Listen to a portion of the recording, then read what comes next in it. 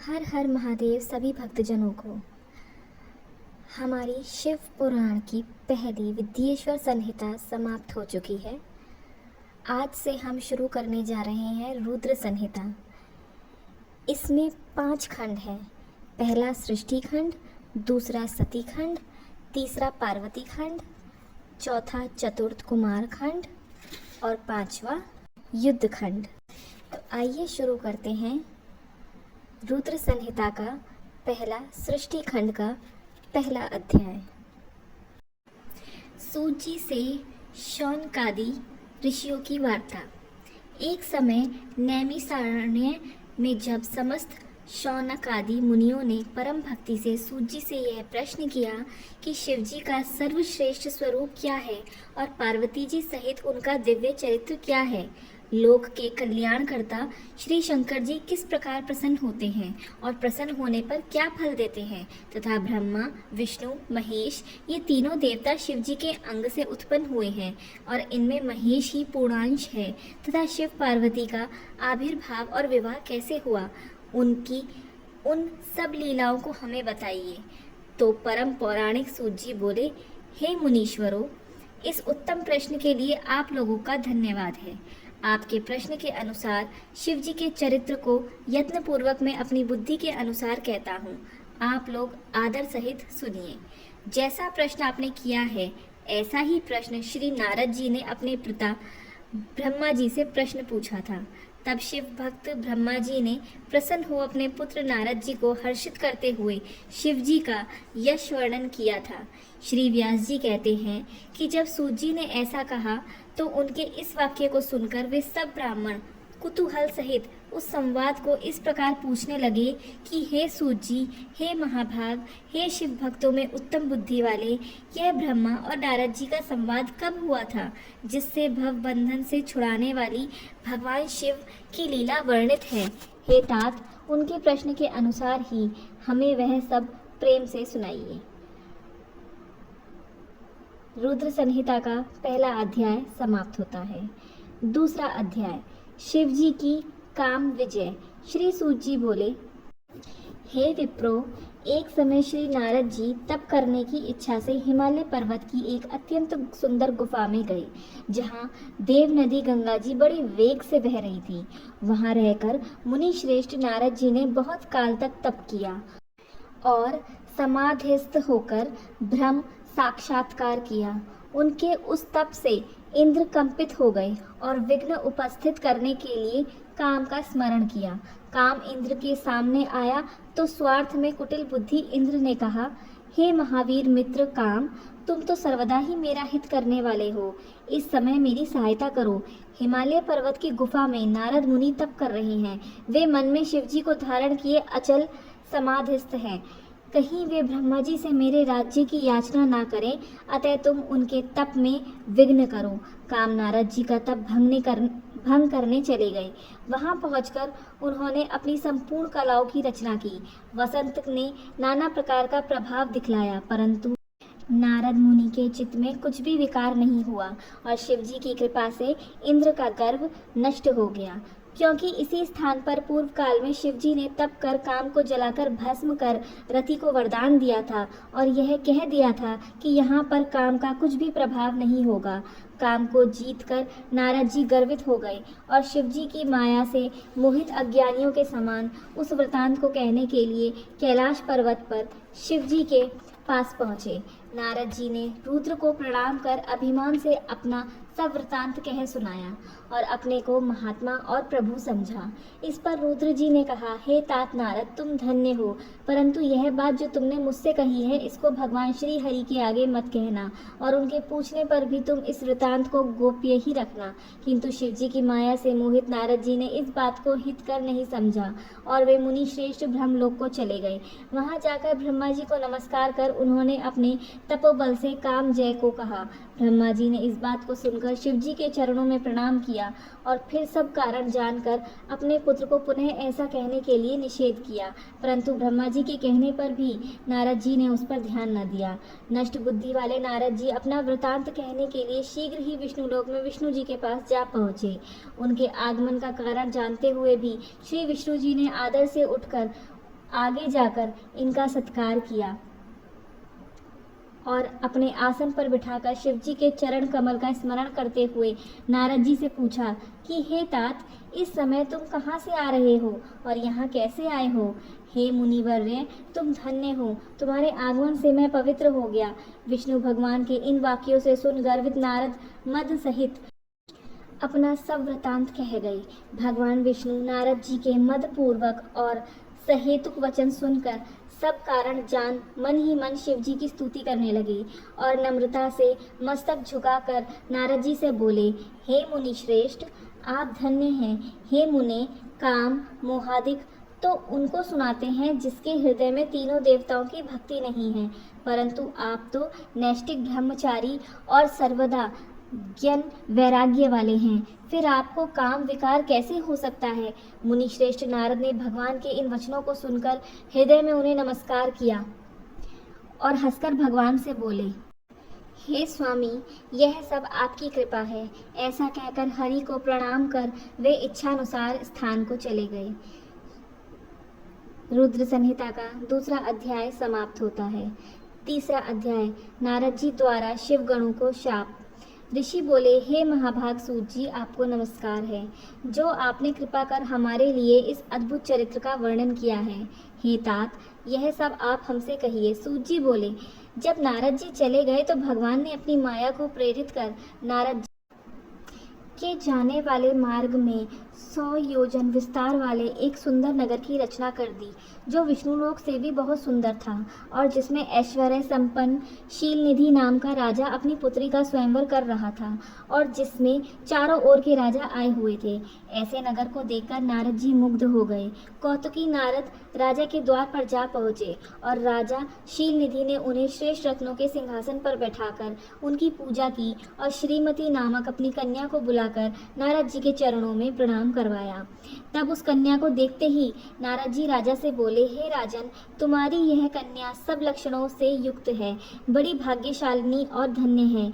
इसमें लक्ष्मी के सभी गुण विद्यमान हैं और देवताओं में श्रेष्ठ, सबका ईश्वर, जो किसी से जीता ना जा सके, शिव जी के समान विभु और जो काम को जीतने वाला होगा, निश्चय ही वही इसका पति होगा।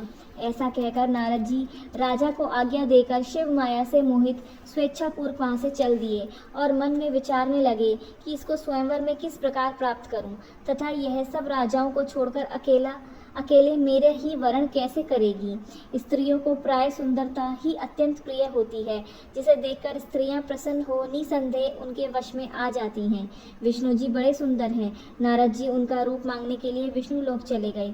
वहां विष्णु जी को नमस्कार कर काम विहल नारद जी ने शीलनिधि राजा की कन्या श्रीमती का परिचय देकर स्वयंवर में उसको वरण करने की इच्छा व्यक्त की और कहा कि यदि आप अपना रूप मुझको दे दें तो अवश्य ही वह मुझको प्राप्त हो सकती है।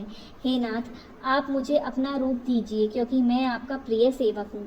सूत जी कहते हैं कि मुनि के इस वचन को सुनकर भगवान हंसे और शिव जी की प्रभुता को जानकर दया से यह वचन बोले, हे मुने, जैसा वैद्य रोगी का हित करता है, वैसे ही मैं आपका प्रिय कार्य करूँगा, क्योंकि आप मेरे प्रिय हैं। ऐसा कहकर भगवान विष्णु ने मुनि को बंदर का मुख दे दिया और इन पर कृपा करने के लिए अंतर्धान हो गए।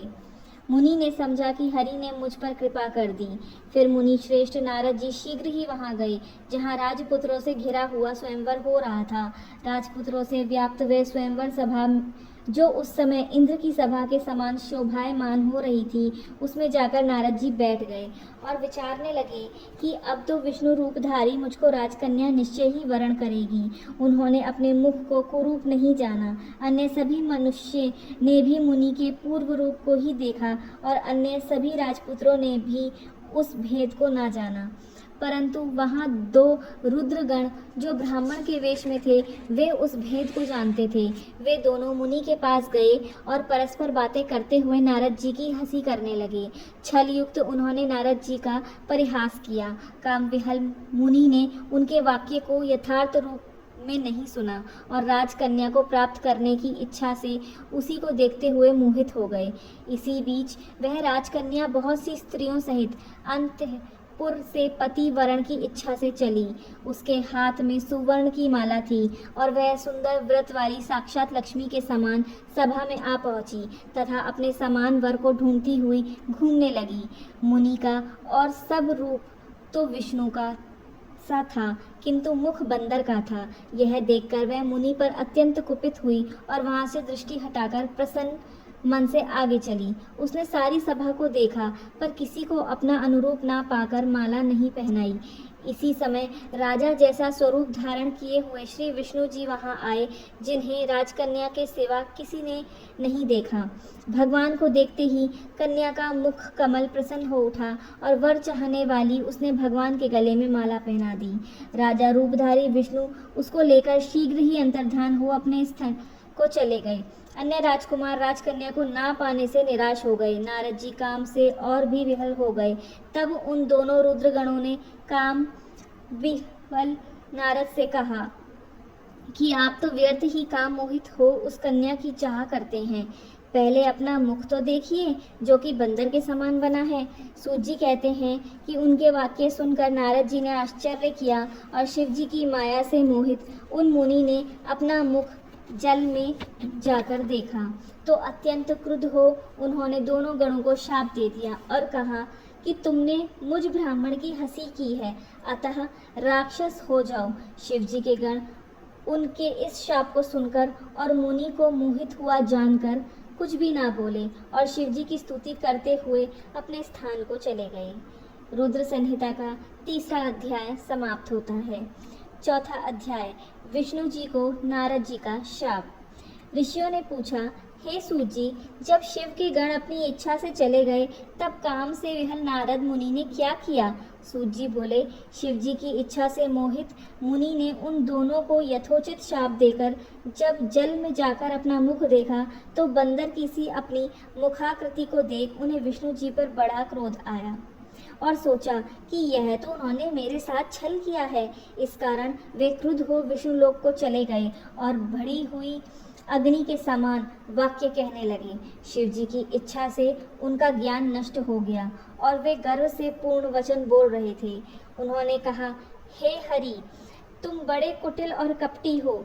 हे विष्णु, तुमने स्त्री के लिए मुझको व्याकुल और मोहित किया है। तुम भी स्त्री से अलग होने का दुख पाओगे और संसार में अज्ञान से मोहित होकर तुम्हें भी नर लीला करनी पड़ेगी। जैसा मेरा मुख किया है, इसी मुख वाले तुम्हारे सहायक होंगे।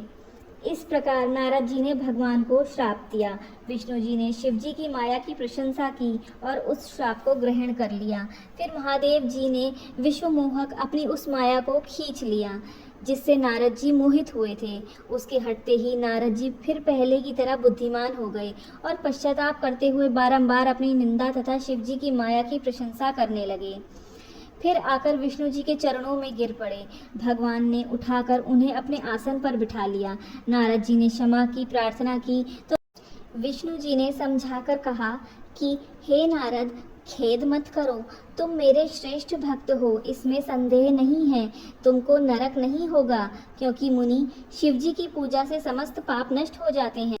अतएव तुम भी पैर से लेकर मस्तक पर्यंत अच्छी तरह भस्म लगाकर ओम नमः शिवाय मंत्र का जप किया करो। शिव जी तुम्हारा कल्याण करेंगे। ऐसा कहकर शिव जी की स्तुति करते हुए उनका स्मरण और नमस्कार कर वे वहीं लुप्त हो गए। इस प्रकार श्री शिव महापुराण द्वितीय रुद्र संहिता का 4था अध्याय समाप्त होता है। 5वां अध्याय नारद जी का परिभ्रमण। सूत जी बोले, हे ब्राह्मणों, विष्णु जी के अंतर्धान होने पर नारद जी भक्ति पूर्वक शिवलिंगों का दर्शन करते हुए पृथ्वी पर विचरने लगे।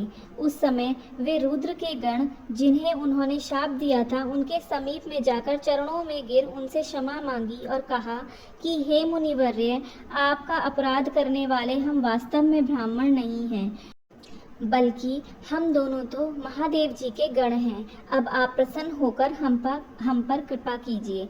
सूत जी कहते हैं कि जब उन गणों ने भक्ति और आदर से इस प्रकार प्रार्थना की तो उनके वचन सुनकर पश्चाताप करते हुए मुनि ने कहा, हे सत्पुरुषों में मान्य महादेव जी के गणों, शिव जी की इच्छा से पहले निश्चय ही मेरी बुद्धि नष्ट हो गई थी, जिससे मोहवश मैंने तुमको श्राप दे दिया। अब मैं तुम्हारे शापोद्धार का उपाय करता हूँ। तुम श्रेष्ठ मुनि के वीर्य से जन्म लेकर राक्षस होंगे, जहाँ तुम्हें सब प्रकार का ऐश्वर्य, प्रताप और बल प्राप्त होगा। तुम संपूर्ण ब्रह्मांड के राजा और शिव भक्त होंगे और वही शिव के दूसरे रूप से मरकर पुनः अपना पद प्राप्त करोगे। सूत जी कहते हैं कि नारद जी के इन वाक्यों को सुनकर महादेव जी के गण प्रसन्नता से अपने स्थान को चले गए। नारद जी भी शिवलिंगों का दर्शन करते हुए काशीपुरी में विश्वनाथ जी के दर्शन करने गए। वहां परम आनंद से उन्होंने काशीनाथ शिव जी का पूजन किया और उनकी महिमा वर्णन करते हुए प्रेम से विह्वल हो गए। पश्चात नारद जी ब्रह्मलोक को गए। वहां जाकर उन्होंने अनेक प्रकार से अपने पिता ब्रह्मा से शिव तत्व को पूछा। इस प्रकार श्री शिव महापुराण द्वितीय रुद्र संहिता का 5वां अध्याय समाप्त होता है। हर हर महादेव। प्रभु शिव की और कथाएं जानने के लिए हमारे चैनल भगवान का अंतर्ध्यान से जुड़ें।